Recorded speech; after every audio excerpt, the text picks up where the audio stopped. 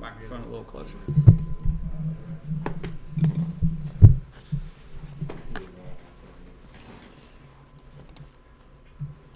All right, so I'm going to close this out. We're not going to need it for now.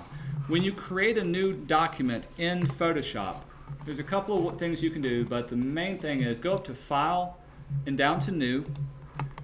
And just like in Illustrator, the first thing that's going to come up is your New Document dialog box. From here, you got to define what the document is you're going to be working on is. So you're laying the foundation for it. In our case, we're going to create an 11 by 17 landscape poster. So the width of it has to be 17 inches wide, and the height has to be 11 inches wider than it is tall. Just as in InDesign, you can change up your measurements. So if you don't see inches, you can always change it to pixels, points, millimeters, different things working there as well. Here's where you type in your resolution. So what's a good resolution for a print graphic? 300. So for you guys, I want you to type in 300 DPI. The color mode you're going to work in, since this is going to be printed off, we're going to change it from RGB to color mode. Everything else I'm going to keep the same. You can change up color profiles, those different things. Those are a little more advanced. We're not going to get into those for today. We're going to keep our background also white. And I'm going to say OK.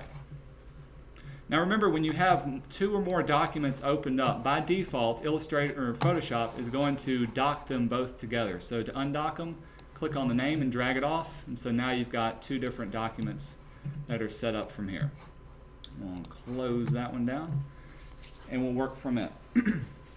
Let's see, when you download your Super Bowl images, y'all bear with me, the zip file is going to have 2 folders in it. There's the football teams and there's the other images. If you open up the football teams, I've even divided up into AFL and NFL, and then the 2 teams that are inside of that from there. So these are the different ones. There are just a bunch of different subfolders to keep everything organized for you. Then there's another folder called Other Images. This is going to be a background image, and also it's going to have your NFL logo inside of it. The first thing I want you to do whenever you pick your team, I want you to start off by creating a background that has some texture to it.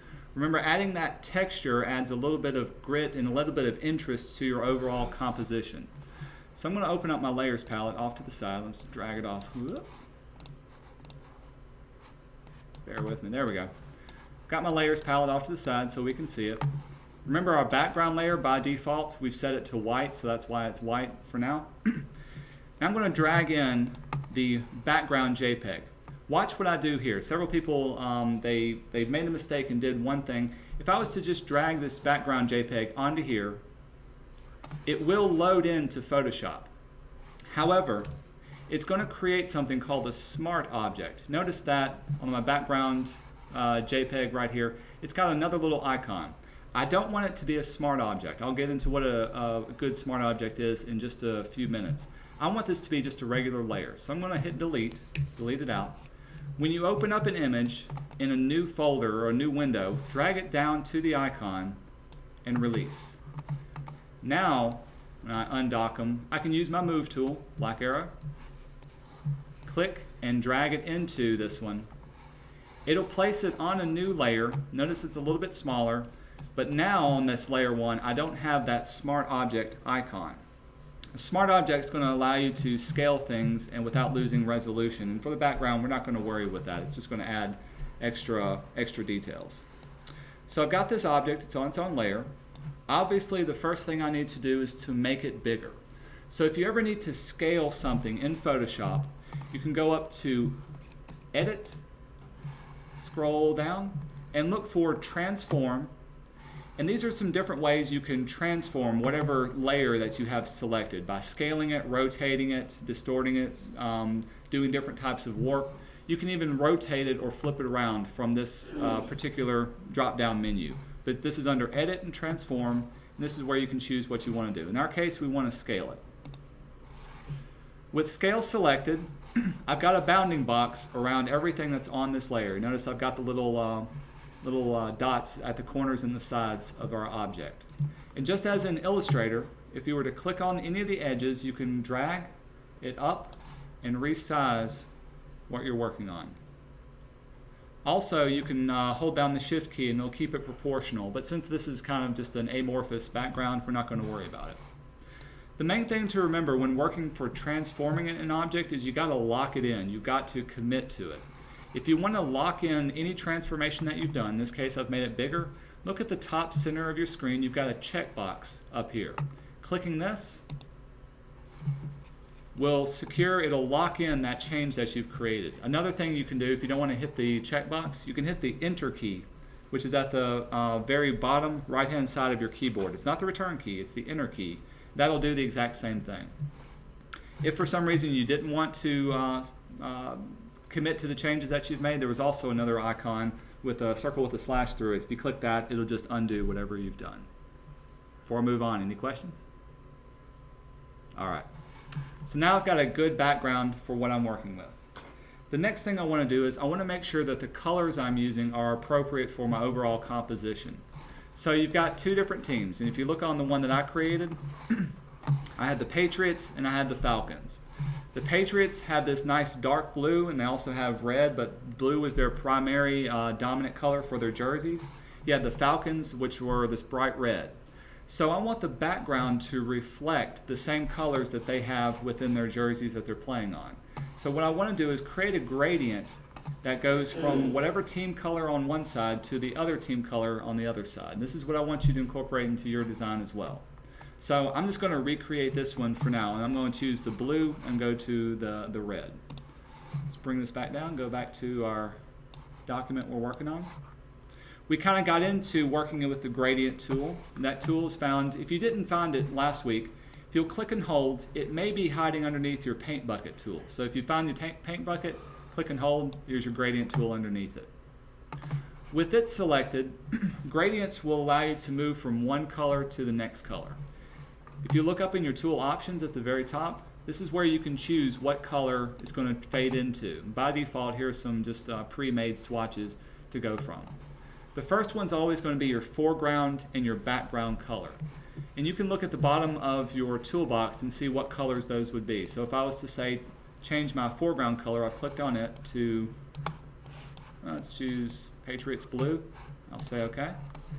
I'm going to change my background color by clicking on the black swatch to red. Say OK. Now if I was to choose the foreground background, you can see it's going to go from blue to red from there. And there are some predefined ones that you're going to work with. But for today's project, that's the main thing we're going to have to deal with, just changing it to those two particular colors.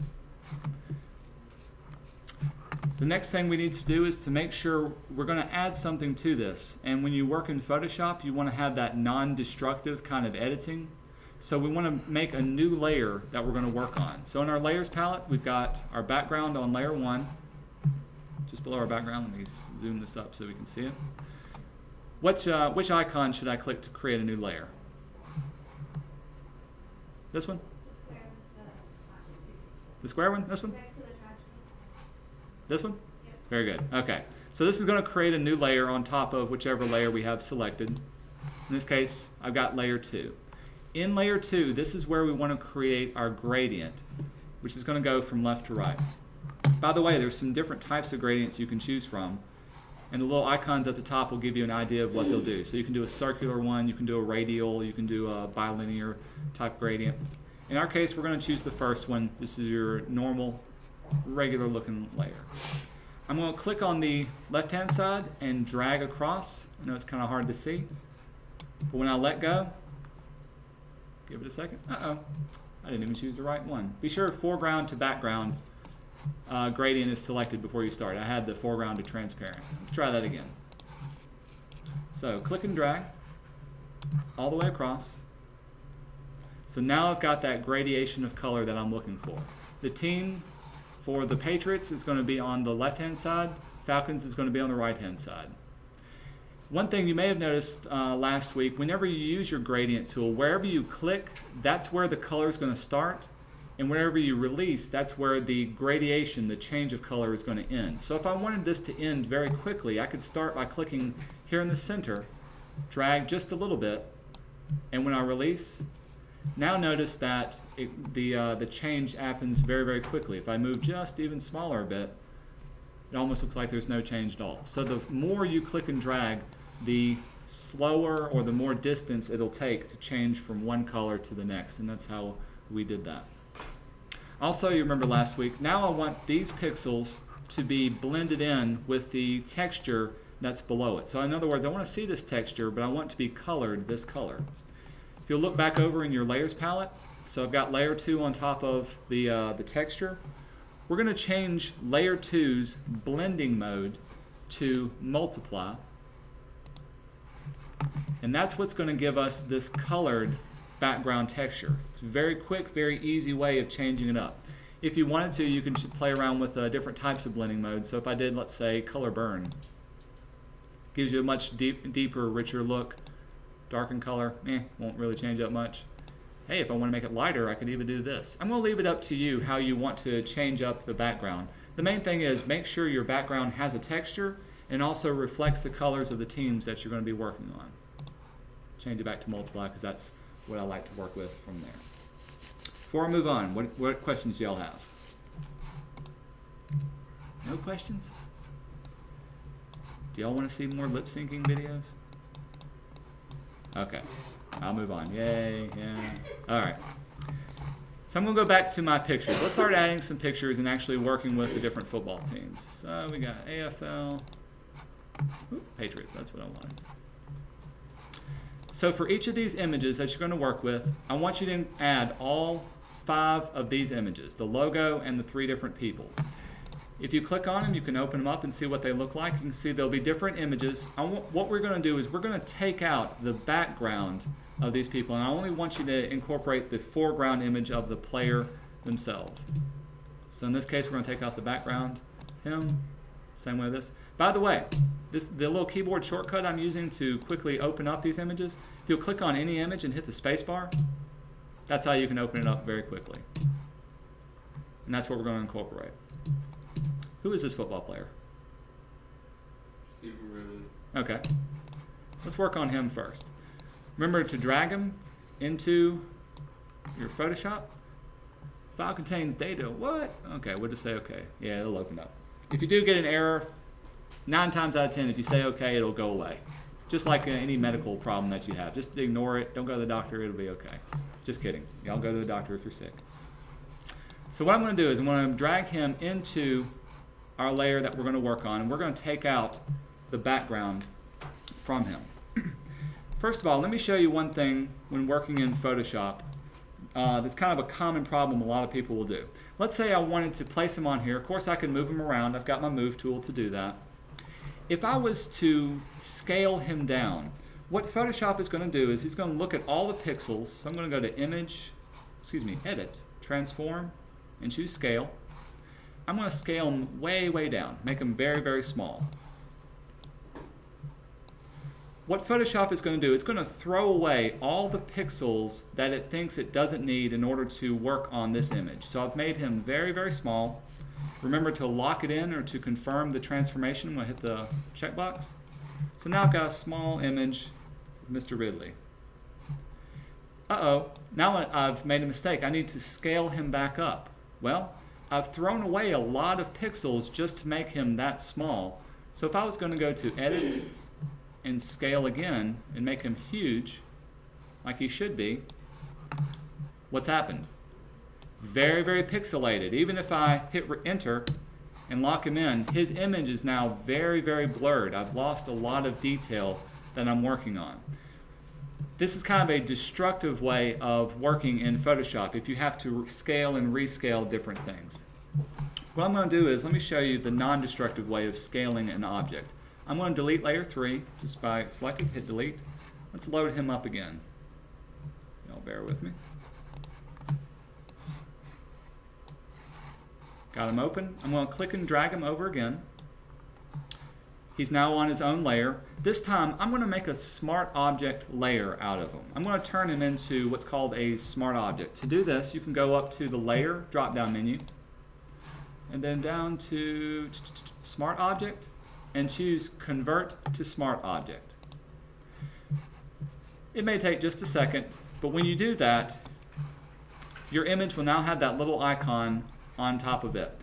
A smart object in Photoshop literally saves a copy of this image. And so rather than making edits to the image layer itself, you're actually just making changes to the copy of it. So this is what it'll allow you to do. I'm going to do the same thing that I did last time. I'm going to scale him down super small. So I'm going to go to Edit, Transform, Scale. Now I'm going to make him super duper small. I've lost a lot of pixels to get him that small. Watch what happens when I bring him back up this time. Edit, whoop, Transform, Scale.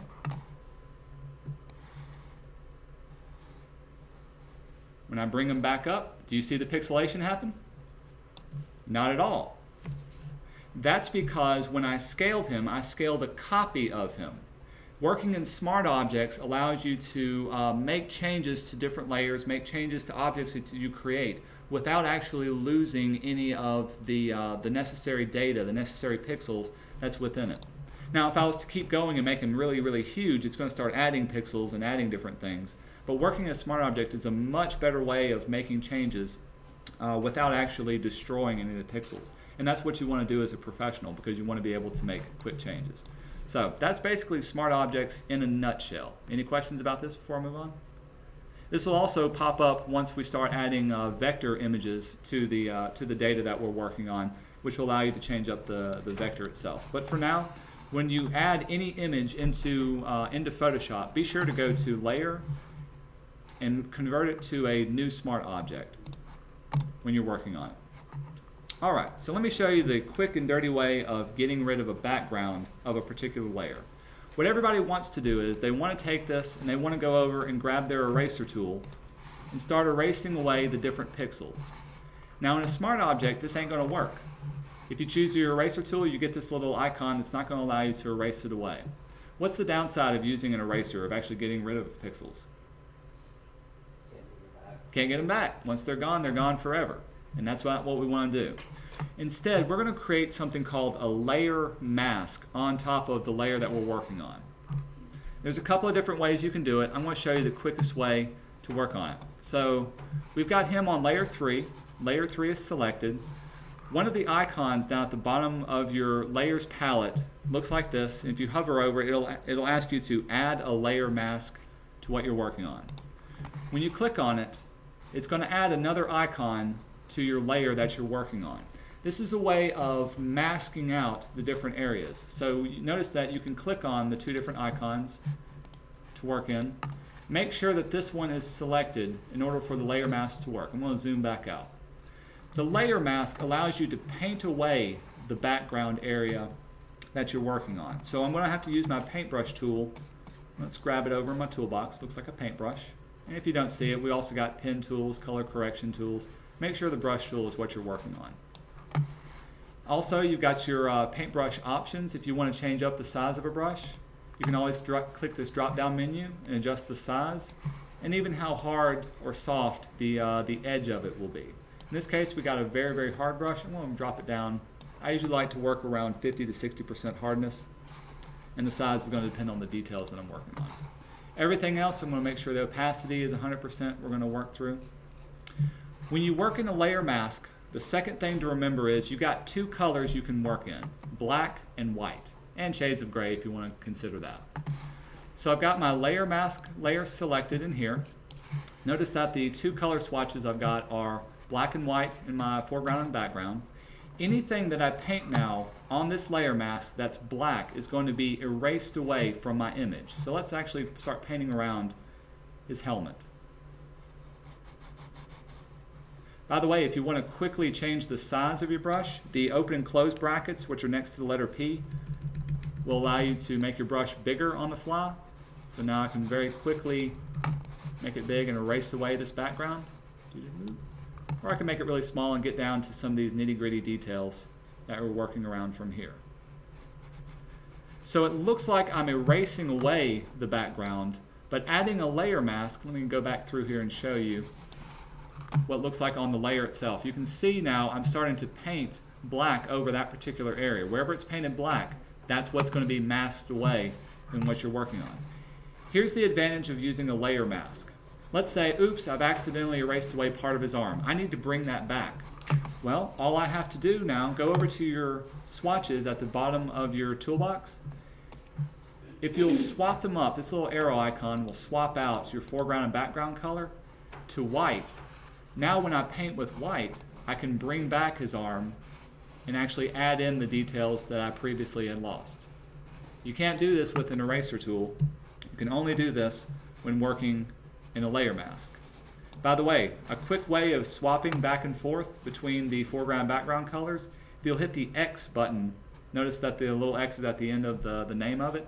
The X button will allow you to swap back and forth, and so you can quickly add and subtract away without having to click off of there. So, oops, been too far, hit X, bring it back. Kind of cool, huh? And it's going to take a little bit of practice getting into the details, actually working through and creating things, getting it out of the way. So what I'm going to do, I'm going to go very, very quickly, just do kind of a chopped up job.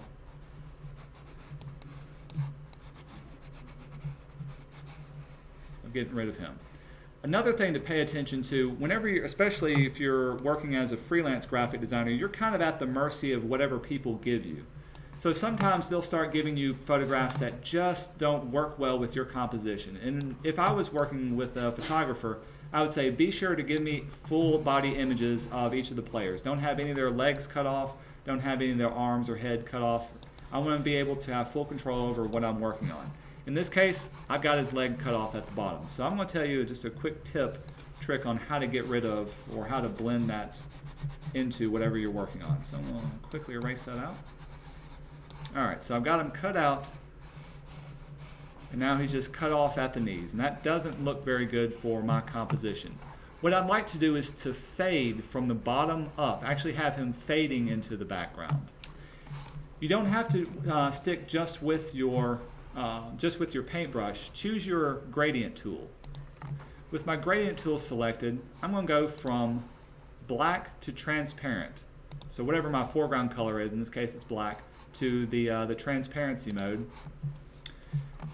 Now if I was to click and drag, it's going to add a gradient fade to the bottom of it. Did y'all see that happen? I'll undo. Command Z to undo. Click and drag.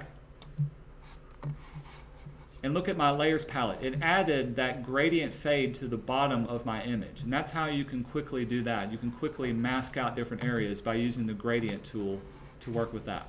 For today's exercise, you're going to be creating a gradient mask for a baseball player, and it's going to ask you to use your gradient tool and then use your paintbrush tools to fix it up as well. But when working in this, since his feet are cut off, I'm going to go ahead and just gradient that out, and it looks a little bit better than having just a solid line cutting them off at the knee. Before I move on, any questions? It's one of those techniques, it takes a little bit of practice to get used to, but the more you use it, you'll find tons of uses for it. I'm going to show you another quicker way of doing this. So I'm going to choose, who's the coach for Patriots? Bill Belichick. All right, I'm going to add him into here as well. Aha, notice that his image was a little bit smaller. So I need to scale him up. And in this case, just since it's a classroom project, where it's going to be okay to scale him up, he's not going to get too pixelated. So edit, scale. Let's bring him up just a little bit bigger. I'm going to hit OK. See, I can still zoom in. And luckily, it was good enough resolution that I'm not losing many of the details. I'm going to show you another quicker way of selecting an area and creating a gradient mask from that selection.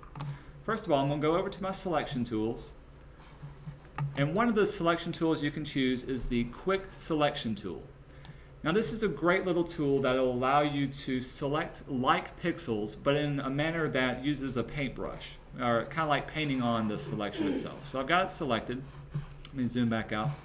By the way, it's going to act like a paintbrush, so at the tool options, you can change the size of it and the hardness, spacing. I'm going to keep it pretty small for now. I'm going to quickly select just him by clicking and dragging over an area.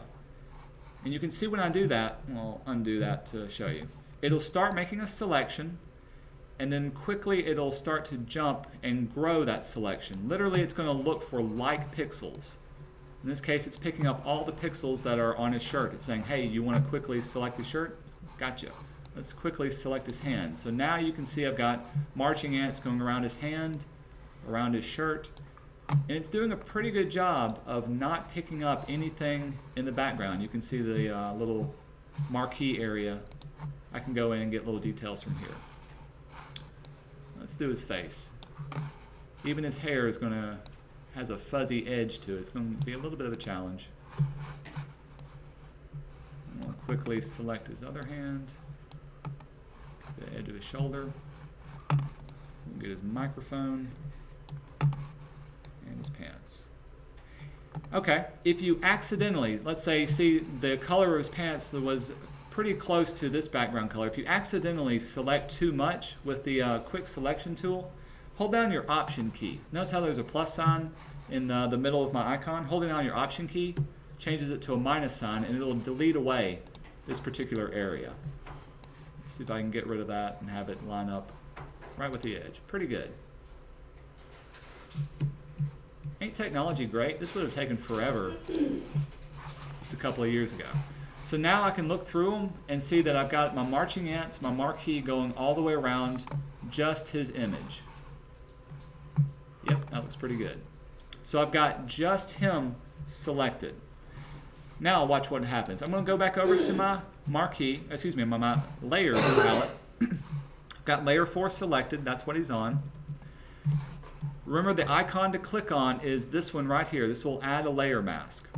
When you click on it and you have a selection, not only will it create a layer mask, but it's going to keep everything that you had selected white, and it's going to make everything else behind it black. So very quickly, I've taken out the background of his image in one click. You want to see that again? I'll undo. So I've got him selected. Click on the icon. In one click, I've taken out the entire selection that he's working on. Now, keep in mind, when you do these selections, they may not be perfect. You may have little bits that I can see on the this little thing clipped to his belt. I don't want this background to be on there. So I'm going to have to choose my brush and go back in and repaint and actually touch up everything that we're working on. But making a selection first, then going and choosing your layer mask is a great way of quickly selecting and moving on from there. Notice that he's chopped off right at the upper thigh, so I need to do my gradient trick. I'm going to choose my gradient tool. Make sure you're going from black to transparent, and make sure you're working on your gradient layer. If I was to just choose this one, I'd actually be adding a black gradient to that particular layer itself, or in this case a blue one. That's not what I want. Let's go back here, click and drag up, and now he's very easily fading into the sunset, as most coaches tend to do. Any questions about how to take out the background layer, work in smart objects, and create a composition? Okay. For mine, what you're going to do is to cut out each of the football players for both teams, also incorporate the logo and incorporate the coaches for that one. When you create a composition, make sure that they're kind of stacked close together so that all the teams, you don't want to have the teams just spread out. You don't know who's going to be a part of what team. One thing that I always look for when you create a composition is where is everybody looking at on your page? Notice how, and this is kind of what I have to work with, you've got the two coaches. Where are they looking off to? They're all both looking off to the right. In an ideal world, if I was working with a photographer, I'd want to try to find a photo where one of them was also looking to the left.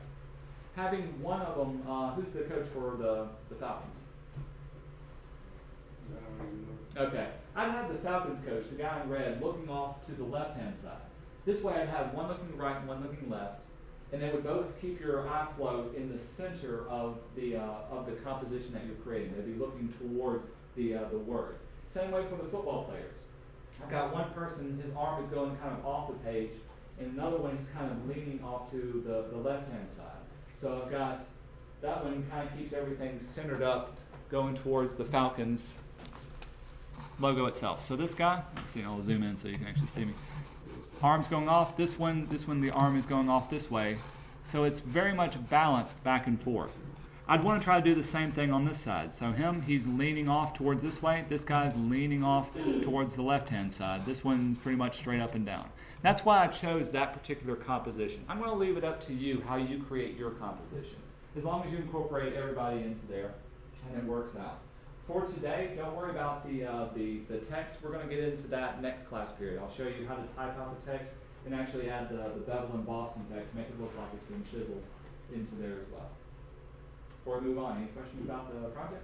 Did you not net the Falcon's head codes for the window? You can, actually. Look, very good question. Let's do that. I'll show you why I didn't in itself. Great question. Remember, you can turn on auto select if you want to quickly select a layer. So in this case, I want to quickly select him. So I've got his layer selected. I'll go to image and edit, transform. I'm going to flip it. In this case, it's going to be horizontal. So I'm going to get him to look the other way. Great. So ideally, that would be a perfect thing to do. But here's the drawback. Look very closely at this image. Notice how there's Motorola placed on there. Now Motorola is being spelled backwards. Uh-oh, I got a problem. I can't just Photoshop that out because Motorola is a major sponsor. If they see that their image or their logo is taken out, they're going to be really mad. So I kind of have to work with that. If you really wanted to do some Photoshop trickery, maybe you could take that out and retype Motorola like incorrectly and then place it in that way. And it's a little more than I wanted y'all to get into. But yes, you can, if you can get away with it, you can flip them around for him to be facing in that way. Great question. Anybody else want to challenge me? Bring it on, I can take it. Okay. I'll let y'all get into this one. Don't forget, you have a exercise. It's a very quick one that you can do on your book.